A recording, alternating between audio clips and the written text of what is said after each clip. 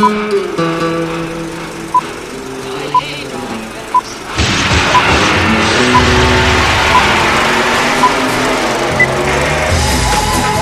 to the Reviews Without Remorse podcast with Joe and Dave. Be warned, the discussions in this podcast will contain detailed spoilers. For spoiler-free reviews of newly released films, please check out our channel Reviews Without Remorse on YouTube and VidMe. Enter at your own risk and enjoy the show. And welcome back to the Reviews Without Remorse podcast. I am your good buddy Joe, as always, and with me is my good buddy Dave. What's happening, man? All right, and I'm always as always. Always as always. This week, a lot of new trailers came out. 3 that I definitely want to touch on. The new Spiderman trailer came out. I'll hold on to it. War for the Planet of the Apes and the It trailer. And then Dave and I will talk about Iron Man 3. Still gonna finish up the Iron Man trilogy, the first series in the Marvel Comic Cinematic Universe. And we will discuss. Years from now, your children will ask you, what did you do in the greatest war? And you can tell them, I fought to protect this world. War for the Planet of the Apes looks pretty good. It's hard to really gauge how these movies are going to be. But they've been good. They have been good. Yeah, the first one I thought was phenomenal. I really liked the first one. The second one was a solid follow-up. I thought it was very good, but it didn't have the punch the first one had. Because again, it was a different animal. It was a whole different, no pun intended, but it was sort of a different animal than the first one. But I'm wondering, is this kind of series of prequels, the before the original Planet of the Apes, is the big finale going to be the nuclear bomb where you see the Statue of Liberty buried in sand? I think that would be a great way to cap the series. If they want to keep it going. I mean, how many Planet of the Apes movies? There was 6 originally. Oh, I don't. So 6 and a TV series for a short while. Yep, six movies and a TV series. So I'm sure they want to keep going it. But if you wanted to cap it, yeah, having the bombs go off and the last shot of the flick just being the Statue of Liberty buried in the sand, I think would be a perfect send-off. Yeah, a little too Revenge of the Sith, maybe. Some people, I like it when they do that, but some people kind of mock the tying up of the loose ends kind of thing and tying everything together a little too well.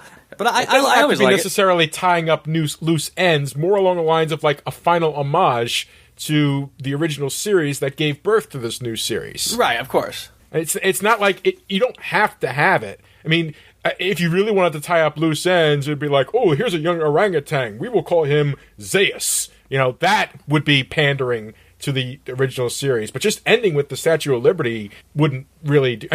Tell the story of Caesar. This is the story of Caesar. Finish the story of Caesar with the destruction of the world, and the last shot is just the Statue of Liberty. Right. And you don't have to introduce Cornelius or anything like that, just the Statue of Liberty. Agreed, yeah. Yeah, Cornelius would be a little too much. But what I would find interesting, though, is if they do kind of... Because, you can see the progression of the apes, and you can see as Caesar goes on in years, he's speaking more clearly. You'll notice in this trailer, he's speaking more and more, human-like. Yeah. And I think that's kind of interesting. And I'm kind of curious. It's almost like I'm curious to see if they've got the balls to go as far as to have totally upright walking apes by the end of the series. Do you think they'll go that far? Because what's interesting is in the first one, the original with Charlton Heston, you don't know if it's hard to tell how many years have gone by since Charlton Heston vanished in space and then lands. That could be hundreds of years or more of evolution. The implication I always got was that it wasn't that far, because as long as the Statue of Liberty is still there, it hasn't completely just decayed and fallen apart, it can't be that far. But it was supposed to, in the original movie, it was a couple of hundred years. Because I think it was they had left in 2010 or something like that. And the last thing he saw on the chronometer before the ship sank was 2020 something or other, I think. Uh-huh. All right, and so then it was a couple of hundred years. Okay, yeah, that makes sense. And interesting, I always loved. I don't know if you ever caught this, but in the first Planet of the Apes with the first Caesar, they do make a mention in the background of an astronaut who vanishes. Yes, they did. They talked about I think it was called not Javelin. Oh, Janus maybe or something. Damn it. Something, damn it. yeah. I thought we were going to spend a minute on this. I would have researched. I sound like a blabbering idiot.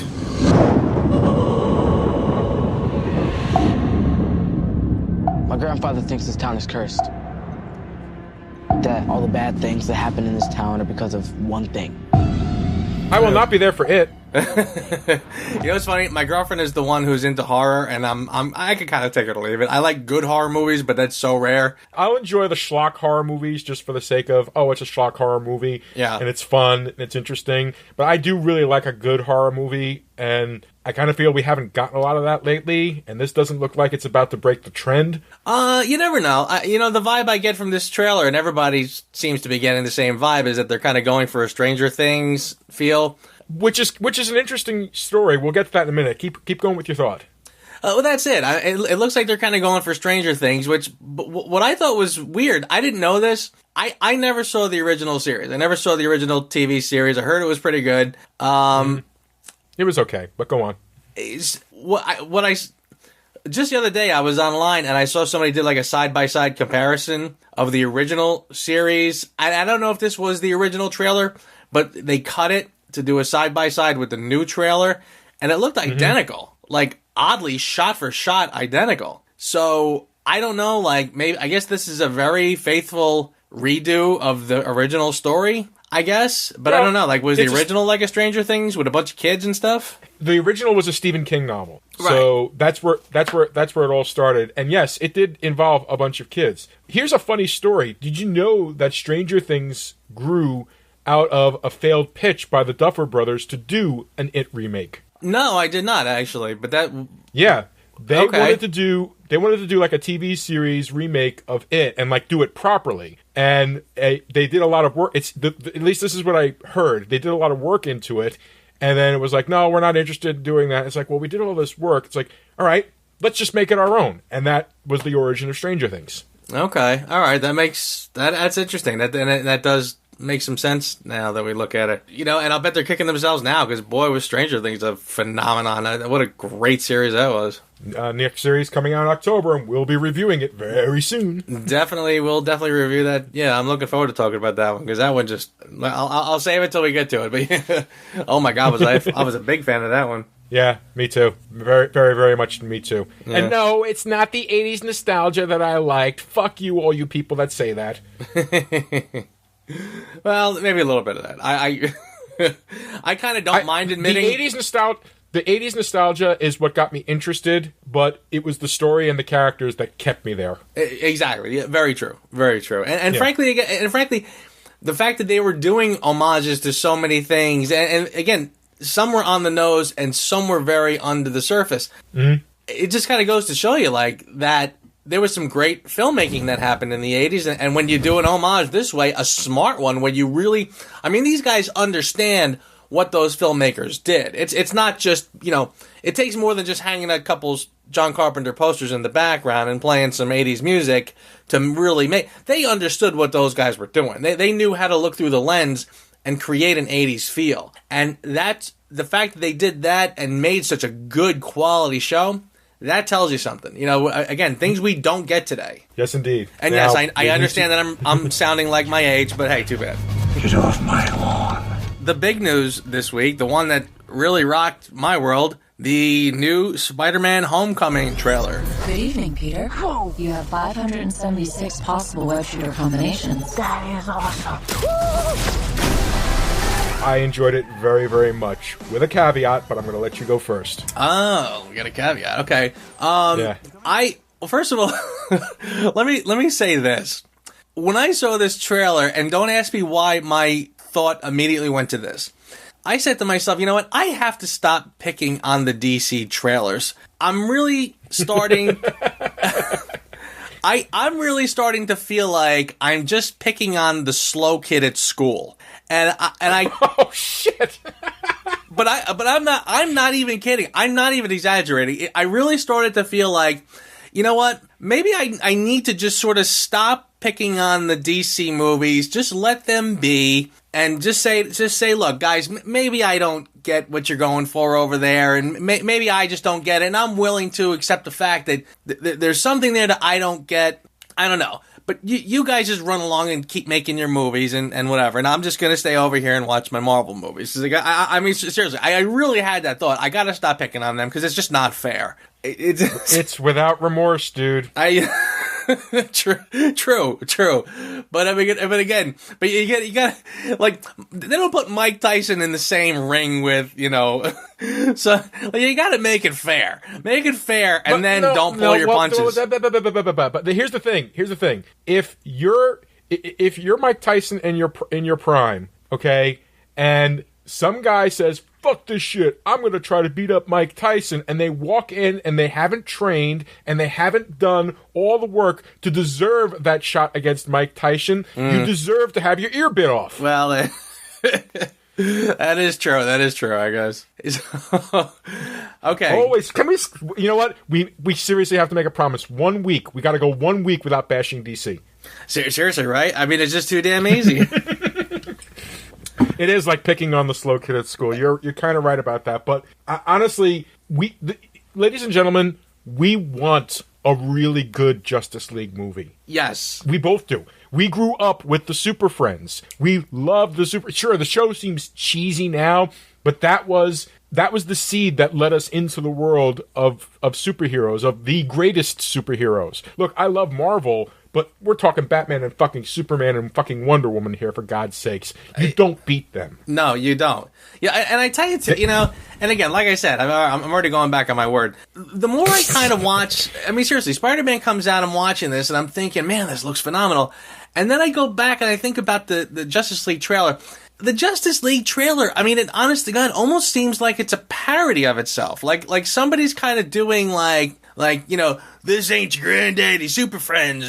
These ain't the Super Friends you knew. These are hardcore, dark, rock music. This is like Hot Topic Super Friends, I mean, it really does almost seem like... This is your father's Oldsmobile. Oh my God. I mean, honest to God, it looks like it's goofing on itself. And then when you get to, that scene, I know we talked about it already, but that scene, like, where the hatch of that spaceship or whatever it is opens up and they're all standing there in a row. Again, dark, dismal, dark gray, rain everywhere. And it's like, I mean, it really, and it's a shot where they're just standing. You know what I mean? Like, there's no interesting angle. There's no movement to the camera. It's almost like, I mean, it takes a lot of work to make that boring. Like, how do you get those superheroes suited up, standing there, ready for action, and make it look boring? Wow, that takes work. How do you fuck that up? How do you fuck that up? Zack Snyder. You know what I was thinking? Let's talk. I'm stopping you. I'm derailing you. Okay, Spider-Man. Right. Just one more. Hang on, one more thing. I promise this is it. Because I literally was just thinking about this afternoon. The thing that kills me too is that, I used to really, really like and admire Zack Snyder. I liked 300. I liked The Watchmen. I thought The Watchmen was a fantastic film. But the thing was, the whole point of The Watchmen was that there was an air of cynicism and satire about it. I mean, that right. was a film that was about, how when you try to put superheroes in a really kind of realistic, ugly world for all its ugliness, this is what you get, and it ain't that pretty. I mean, that was the whole point of that film. But here he is doing this, the real superheroes that we want to cheer and get behind, and he's still doing that same thing. And it's almost like, wow, either I gave him way too much credit, or somebody knew enough to put the right director in front of that film and screwed up by putting the wrong director in the Justice League film. All right, now I'm done. All right, I'm not even going to comment on that. I'm just going to let that hang, because I feel like if I say anything further, that's just going to set you off in another direction. It's like, fuck, man, I got to go to work eventually. I know. What's up, guys? Wait a minute. You guys aren't the real Avengers. I can tell Hulk gives it away. Spider-Man Homecoming. Okay. Now, I saw this and I was, oh my God. I mean, it looks awesome. And I love, again. It looks fun. It does. It looks fun. I like what they're doing with Peter Parker. I like that he's in high school. And again, I said it before when we talked about Doctor Strange, and I'll say it again. Marvel knows how to go after each individual superhero and approach it as his own genre. And again, so now you have a young Peter Parker in high school, kind of struggling with the things that a high schooler would do. I want to be an Avenger. Come on, I'm big. I'm grown up. I could do it. And he's like, he just slow down, slugger, you know? I mean, I like that. I think that's a really good slant on it. It's weird how the Marvel Universe grows. Because of how the films grow, and it's hard to sort of put the right superheroes in their time frame, I guess is the way to say it. You know, again, we've established the Avengers, we've established different comic book heroes, and now we got Spider-Man. Oh, okay, so now we have to sort of work him in. So it's an interesting side door that he has to sort of go through by having him kind of work with Tony Stark and all these other things. So it's going to be an interesting take. So it's not a flawless interpretation of Spider-Man, I don't think. But again, who cares? I think what they're doing is great. The action scenes look good. So yeah, I mean, like I said, I saw it and I'm excited for it. I'm definitely excited for it. I can't wait. And again, I know already there's no way I'm gonna have a bad time at this film. Even if even if it's not exactly what I had in mind, even if hopefully there'll be some surprises. They showed a little too much in the trailer, I guess.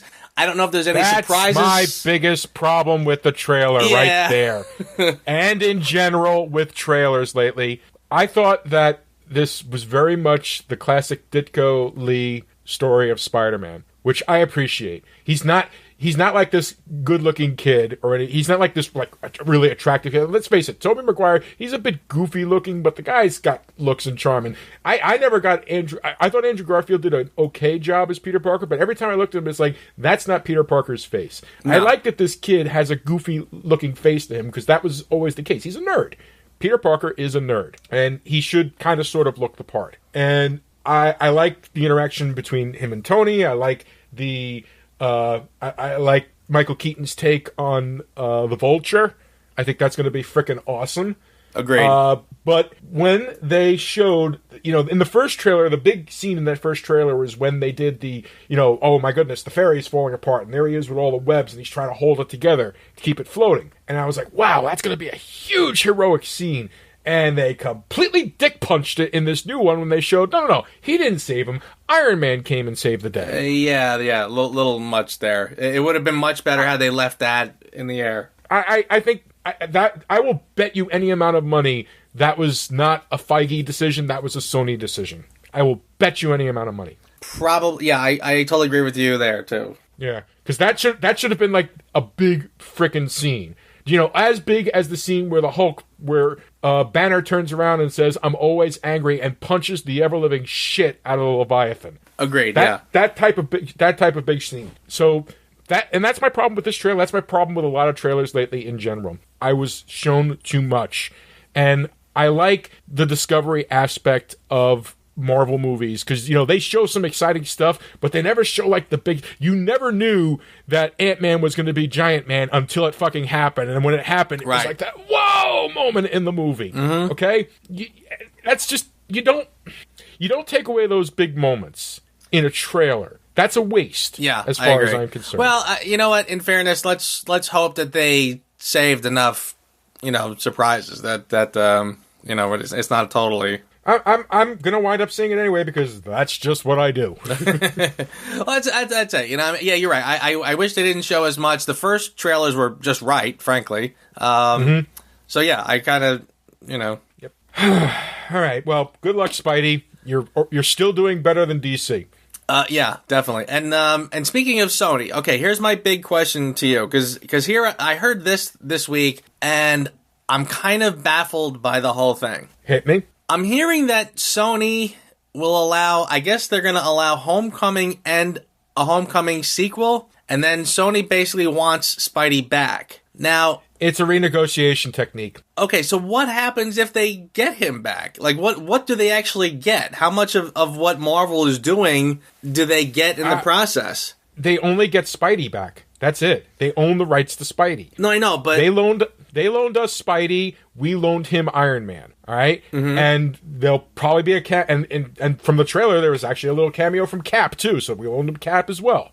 Right, yeah, which I thought was kind of cool, by the way. Yeah. So, dude, it's a renegotiation tactic. They're going to, Feige's going to want to have a bigger control over how the product is done, and Sony's going to want a bigger piece of the pie. Yeah. So that's all it is. It's like, once the contract is done, then we renegotiate. And they're already putting up we're not sure if we're going to renew thing, which is the dumbest thing to do on the planet, because the fans are already not on Sony's side. So I don't know whose side they think they're going to get to back them.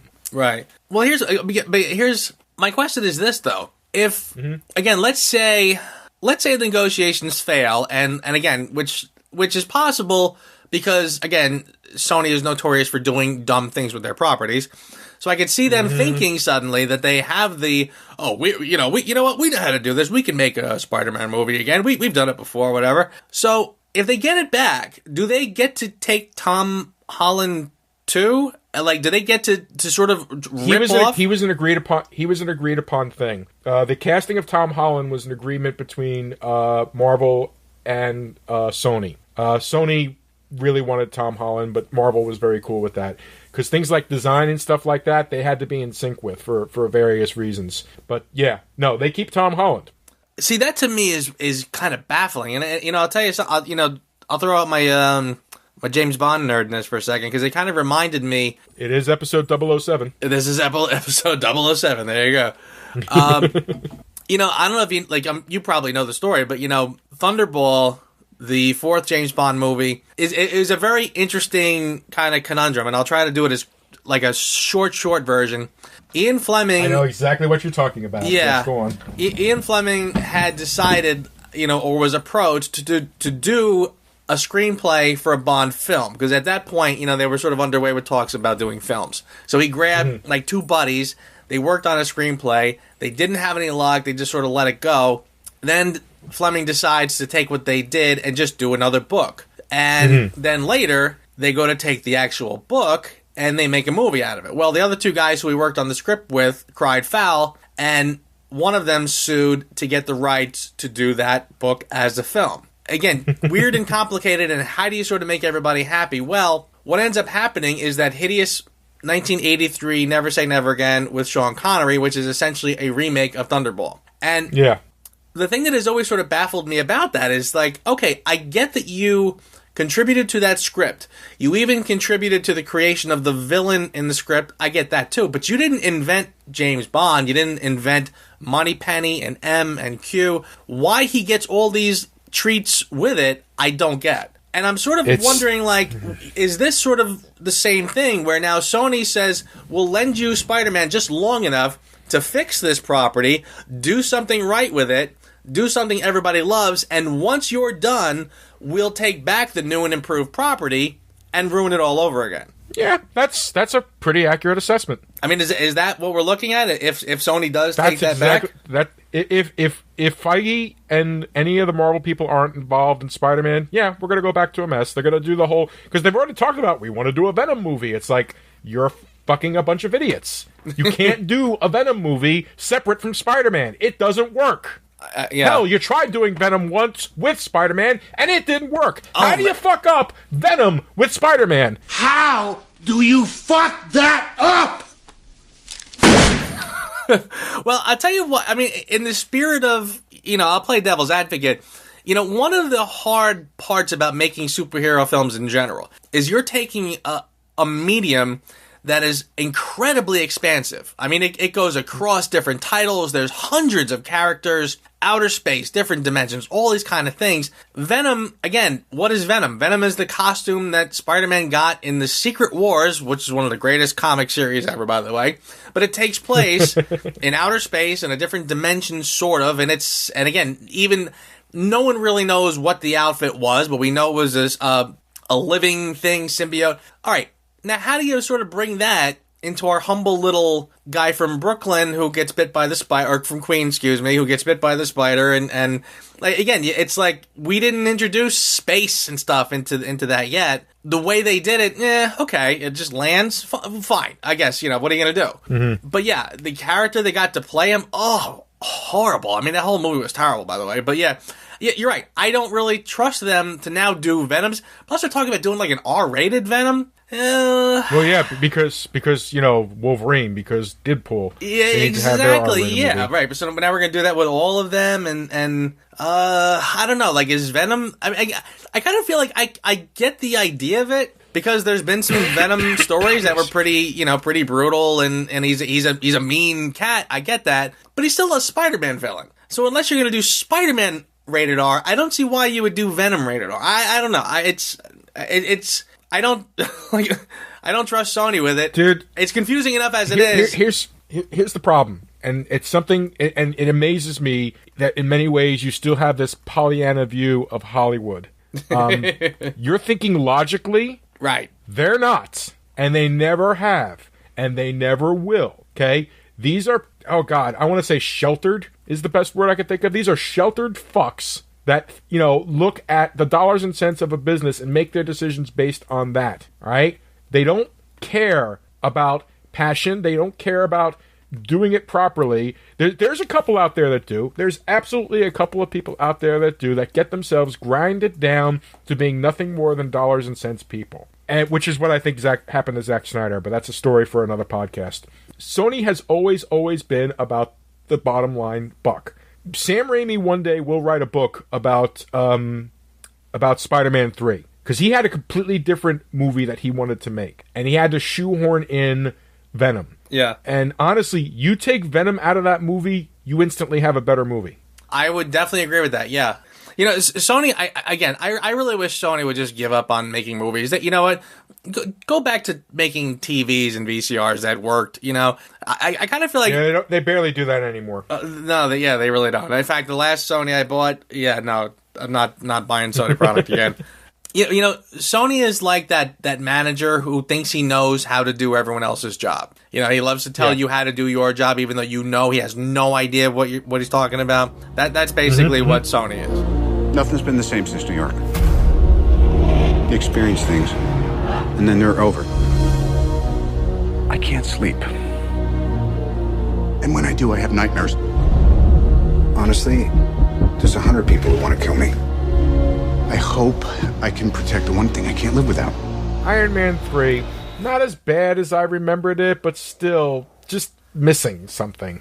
This is written and directed by Shane Black. Shane Black he was in Predator. He's the guy that told the pussy joke. The other day I went up to my girlfriend. I said, I'd like a little pussy. She said, me too. Mine's as big as a house. He was one of the co-writers of the Lethal Weapon movies.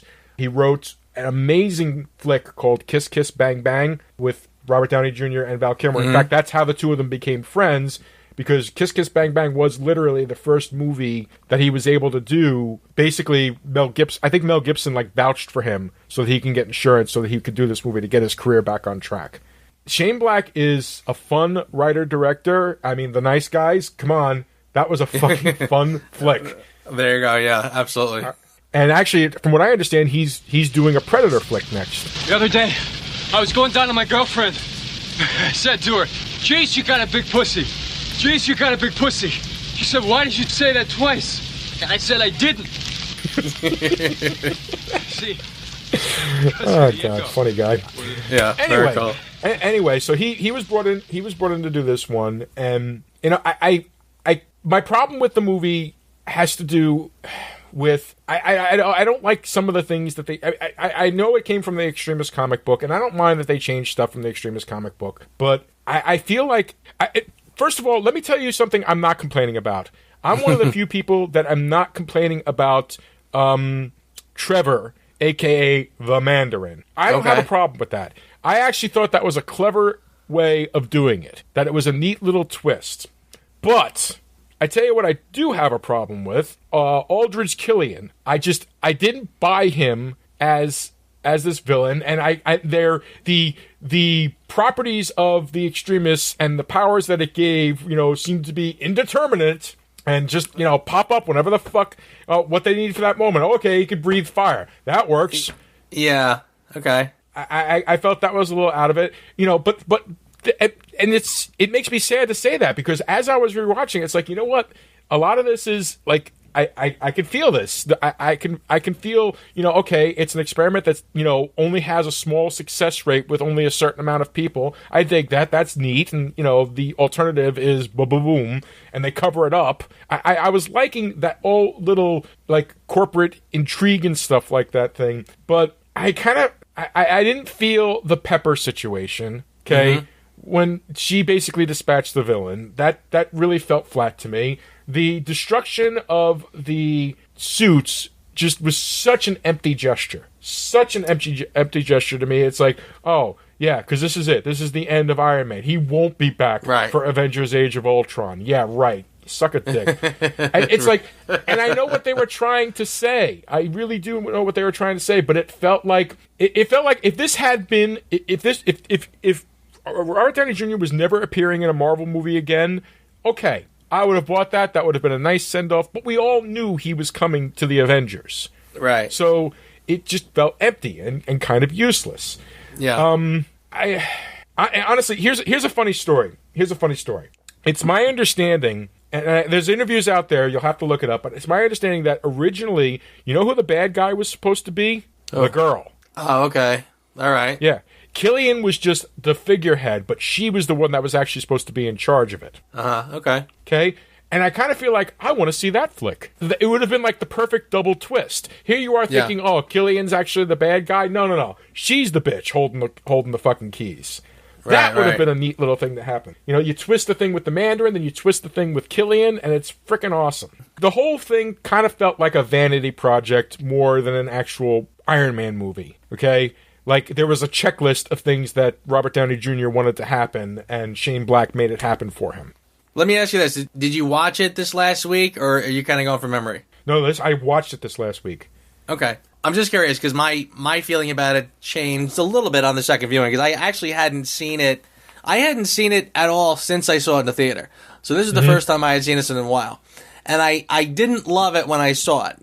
What's odd is that I felt like it sort of dropped the whole superhero movie thing to become a Shane Black movie, which I thought was weird. You know what I mean? Yeah. I thought that was kind of odd. It was almost like I felt like Shane Black should have had a little more range than that. On the second viewing, though, I liked it much better. And I did too. Yeah, I mean, I liked it much better the second time, I guess probably because I knew what I was in for, so I was a little more on board with it. But here's the thing. I want to throw this out, too, because you mentioned blowing up the suits and Pepper and all this other stuff. First of all, when you mentioned Pepper getting superpowers or whatever, I think the guys who do the How It Should Have Ended nailed it. Because basically they were just like, the Avengers come and get Pepper, and they leave Tony, and he's like, wait, what are you doing? He's like, well, you're not a superhero anymore. You blew up your suits, and she's got powers, so I guess she's an Avenger now. And he's like, wait, come back. Yeah, it was weird. It was weird too. And what's funny, I notice about a lot of superhero films, I think when people judge comic book films, they're really judging. It's almost like their verdict is going to rely heavily on how the chess pieces move forward. And did it line up with the original story? Did it? How did it treat the characters, and did this happen and did that happen, and what next now, like how will this lead into the next one? Mm-hmm. And it's almost like people will forget the whole 2 hours, but then at the end, the suits are gone and the thing is gone, and she's this, it's almost like, again, it's like, well, we got from there to here, so I'm just going to judge it by where we are now, where we leave off. And I'm not saying that that's what you're doing, but I do feel like when that's why I think I might have liked it better the second time around, because now I'm sort of just watching the film. I agree with you that I didn't get why he blows up the suits. I didn't get the idea that they could just take the shrapnel out all of a sudden, because I'm saying, wait, but that's the whole entire Tony Stark story. You're going to tell me that he could have done this all alone? I'm not really getting that. I understand. I actually understand where they got that idea from. The idea was that the extremists can be properly used, can be focused, can be utilized in a almost even further surgical possibility than regular conventional things, because it's basically nanites and shit like that. So could he go under the knife and send these nanites into his heart and destroy each piece of shrapnel piece by piece? Sure, he could do that. I can let that slide. Yeah, I don't know. I hear what you're saying. I mean, story wise, it could happen. Yeah, but what is it? What's the sum total? He chucks it off the cliff as if it's like, this is a part of my life I don't need anymore, without a lot of reverence for what came before. I don't know. Mixed feelings, just mixed feelings about it. And again, you're right. He blows up all the suits, but it did feel like an empty gesture, because again, the whole point was that he can crank these out. Like, she says something like, what is this? Like, model number 12? And he's like, yeah, something like that. Meanwhile, it says like 48 on it or something or other. Yeah, 42. He basically can crank these out in his sleep. So yeah, and like I said, I did sort of flash back to, again, when I first saw it, I just felt like this is really a Shane Black movie. Like, I'm watching a fight in a bar and shootouts and stuff, and most of the film he's without his tech. And, you know, and I tell you too, I mean, I said already too, I said, you know, by the time they get to the harbor at the end, and it's just the two of them with the guns, I'm like, geez, this is Lethal Weapon 2 all over again. And then, but not only that, but I swear I could do like an edit where the part when he's in the house and the helicopters are blowing the house up, and as the house is shaking and starting to fall down, I'm picturing there's rigs at the bottom of the hill in the pickup truck. I'm like, I could have easily done an edit like that, you know? You know what? I'm going to challenge you to do that someday. Just might. So yeah, and again, so there's those Shane Black tropes, and again, of course, it's Christmas time, which again, I don't mind. If that's his thing, that's his thing. That's fine. It worked for this. But yeah, and incidentally too, you said you liked the twist with the Mandarin. I didn't like it, and it's funny too, because I'm not really I don't remember the Mandarin from the comics. Like, I didn't read that. I wasn't reading Iron Man comics, and I didn't even know who the Mandarin was before this. So it wasn't like I had a preconceived thing. It wasn't like I felt like he, you know, destroyed the story and the character. That wasn't really my feeling about it. Just that I was really hyped up for a really good villain. And so when they sort of pulled that punch, I was like, it kind of left me a little flat. And again, because the other villain, the Aldrich Killian character, I didn't like him mainly because I didn't like his build-up, because again, I can't stand super villains that are the goofy nerds in the beginning. Like, that's Amazing Spider-Man 2. That's Jim Carrey's The Riddler. Yeah, I mean, I don't like that. And the fact that he kind of, all of a sudden now, he's like super duper smart and charismatic and good looking and dresses well. I'm like, what? Yeah. And I'm guessing that was part of the Extremis story, that he fixed himself up and made himself even smarter or something, and a little more. Well, the thing was, he was smart to begin with. I think that they were trying to say that his lack of confidence, that, you know, by fixing himself up, he got his confidence, and it propelled him to be more Tony Stark-like, so to speak. At least that's what I was trying to get at. But to me, that just adds to my original statement that now, if it had been the girl who was the villain, that would have been 10 times more awesome. Yeah, I'll buy that, and that's fine. Okay. Because then it's like a double figurehead. It's like, you know, here's your Mandarin. Oh, we think he's the one? No. It's actually Aldrich Killian. Oh, wait, nope, not really. Yeah. They're all just puppets on the string to this lady who you fucked that one night. And right. Yeah. I tell you what, if they did go that way, I probably would be complaining about the casting. I don't know if that actress would have pulled that off. I think you would have needed like an Angelina Jolie type. Originally, they wanted Emily Blunt. Yeah, okay, maybe a little better. I like this actress. I feel like I've seen her in like different movies, and like she's the kind of actress you see, you can't remember her name, and you can't remember what you saw her in, but you know her from stuff. Yeah, she's definitely got it's that girl guy thing. Yeah, exactly. The feeling I got was maybe they were going for what's that movie with Bradley Cooper where he takes the pill? Limitless. Thank you. Yeah. I was wondering if they were kind of implying that, like maybe because of this thing he was taking, it unlocks his brain, and now he's smart and can and much more able or whatever. No, Extremis only does physical changes. It doesn't do psychological changes. Really? Because the whole thing in the beginning was like, this is my brain, you're inside my brain. They didn't unlock. They didn't try to do that where they unlock parts of his brain or something. That's not how I read it, but maybe that is what they were going for, but that's not how I read it, and it's not how they presented it as the story, as far as I'm concerned. Right. So, if that was the case, if it was definitely the case that Extremis not only changed the body, but the mind, that could have changed my perspective of the flick, but they never made that clear as far as I'm concerned. True, right. The villains were just okay, and I kind of was kind of hoping for a little more with that original Mandarin that I thought we were going to get. And incidentally, did you ever see the? It's not a post credits. Hail to the King, yes, the one shot that they did for the DVD. Yep. And you'll never see me coming. That was fucking awesome. Awesome. And frankly, I saw that, and I said to myself, I hope. I would love to find out that is canon and that they can now go back and do a real Mandarin where he is the bad guy, because it totally would work. I think it would completely work if that was the case. Technically speaking, the one-shots are canon. So I think that would be pretty clever if they brought him back and did more with him. Probably not until after the reboot of Iron Man. Probably not, yeah, because I mean, I know they got too much going on now to even bother with that, but yeah. But I thought that was clever, and I thought that was very interesting that they would do that. Ladies, children, sheep. Some people call me a terrorist. I consider myself a teacher. Lesson number 1. Heroes. There is no such thing. Incidentally, I also liked the tone of the film. When we talked about Iron Man 2, I remember saying that I felt that the tone was had not changed from Iron Man 1. Mm-hmm. And then if you watch the two of them right, yeah. So if you watch the two of them right in a row, it's seamless. This one definitely did feel different, not bad different, but I liked. And I don't remember if I liked it the first time, but I liked it this time. I liked the narration, which I don't always go for. And I think narration kind of gets a bad rap sometimes. That anytime you have a film with narration, they're like, oh, stop telling us, just do it. Yeah, I get that, but it can be. I understand why people do though, because it can be a lazy form of storytelling. But I think they made the payoff of why he was narrating it worth it to me.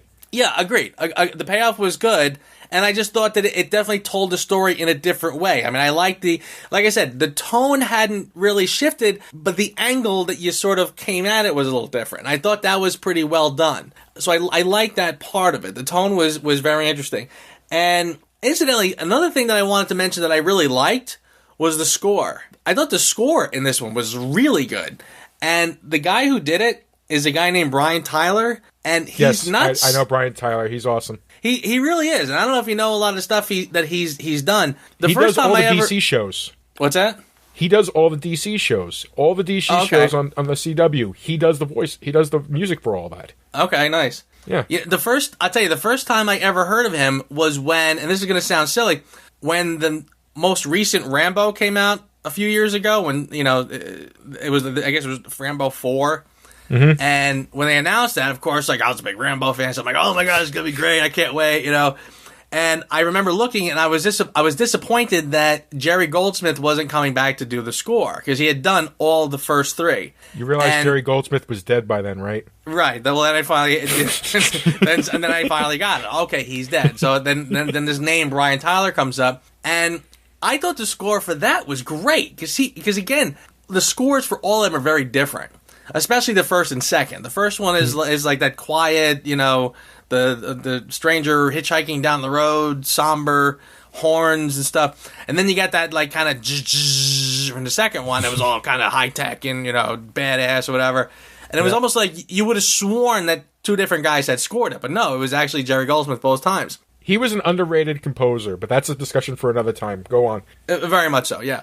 So anyway, I wasn't expecting much from this Brian Tyler, but then when I heard it, I thought he really melded all of it together and put his own spin on it. It was really, really good. So I really started to notice him. So then when I heard the score for Iron Man 3, I was curious and I went to look up who did it, and I was because I don't remember the music very much from the first 2. I mean, it's fine, but it didn't stand out. This time it stood out, and I noticed it. I was like, wow, this is really good. So when I looked it up and I saw it was him, I was like, oh, okay. You know what I mean? Yeah, I was pretty impressed. He's a guy, I tell you, I'd like to see more from him because he really does good stuff. He's a really good film composer because, again, he's especially somebody who works with other material and has to sort of move it around and do something different with it. Mm-hmm. Yeah, so that was another thing that I really liked was the score. Here's a little holiday greeting I've been wanting to send to the Mandarin. I just didn't know how to phrase it until now. My name is Tony Stark, and I'm not afraid of you. I know you're a coward. So I've decided that you just died, pal. I'm gonna come get the body. I liked it much better the second time around. And frankly, I think I like this one better than the second one. I don't know how you feel about that. But the second one was a good follow-up, but I thought this one was the one where you needed to sort of put a different spin on it and do something. You can't just do a third one and not skip a beat or anything. It just because, again, I felt like the second one was fine, but it was just kind of like, okay, it was just more, more of this and more of that. This one was different. It was a different spin, and I think that it kind of needed a little punch in the arm, and what they end up doing was pretty clever. Again, it's not, I would not call it the perfect Iron Man film by any stretch. I want a lot more Iron Man in my Iron Man movies. Agreed. But having said that, what they do with this, I thought was pretty clever. And again, like I said, a lot of weirdness. Like even at the end, when the robots all show up, and I think everybody had this same thing. It's like, well, if he could have done that all along, then what the hell was the point of a lot of what happened? Again, how it should have ended. Address that. Yeah. Exactly, yeah. Should I start the party crasher protocol? Yeah, sure, why not? You just gave out your address to a terrorist. Should you start the party crasher protocol? Sure. Yeah, right. I mean, seriously, that How It Should Have Ended site had a field day with this one because there was a lot that was wide open for them. Yeah. I still do rank it above Iron Man 2 because Iron Man 2 was trying too hard to set up Iron Man. I appreciated that this movie tried to be its own standalone thing. But on the other side of the coin, it tried to be its own standalone thing and then completely negated its own plot by giving you an ending you know isn't real. Right. Yeah, I do agree with that. They do sort of, and it's odd too because it's so, I mean, it's just so deliberate. You know, that they did that you're almost saying to yourself, okay, well, am I missing something? Like, did they have something in mind when they did that? But to this day, I don't know what that was. I don't know why again, the other thing I forgot to even mention too is I really loved the part where he rescues all the people from the plane when they all get sucked out the plane. He's got to fly around and rescue with the barrel of monkeys technique. Yeah. How many in the air? 13, sir. How many can I carry? 4, sir.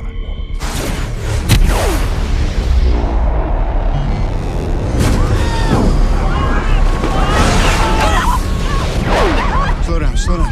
Relax. What's your name? Heather?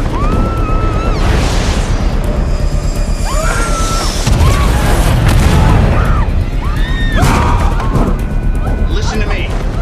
See that guy? I'm gonna swing by you. Are you just gonna grab him? You got it? I'll electrify your arm. You won't be able to open your hand. You can do this, Heather.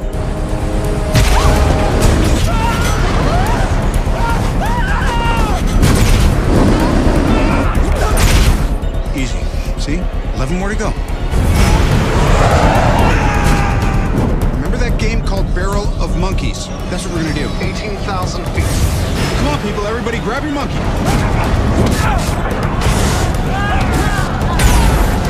Nice. 10,000 feet. 6,000 feet. Come on, people. Come on. Yeah! 1,000 feet. 400 feet. 200 feet, sir. It's a chunky monkey. Let's get him. Hello.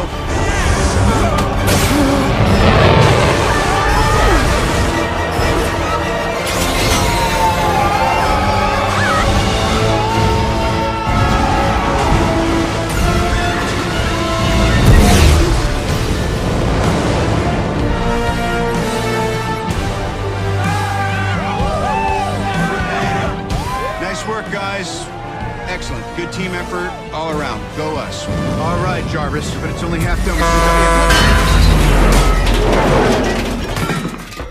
I mean, it was awesome. That was a great scene. And again, when you watch that too, it's not all blue screen CGI stuff. I mean, I saw video of them filming that before the movie was long done. And they hung a bunch of people over the water down in Miami when they did that shot. There's a lot of, that looks really good. That was a really good thing. And I love the payoff of that scene when he flies in front of the truck and the just busts into a million pieces. That was great. I mean, I thought that was really good. So and you didn't see it coming. I thought that was awesome. So, but, so again, so when they got to the part with all the robots at the end, you're kind of like, all right, well, like I said, it feels oddly deliberate. Like, why would they do that then? Because again... Not to mention the fact, each of those suits probably cost him something in the range of like $30 million each to build. Right. Jesus fucking Christ. You fucking spendthrift. Which, and again...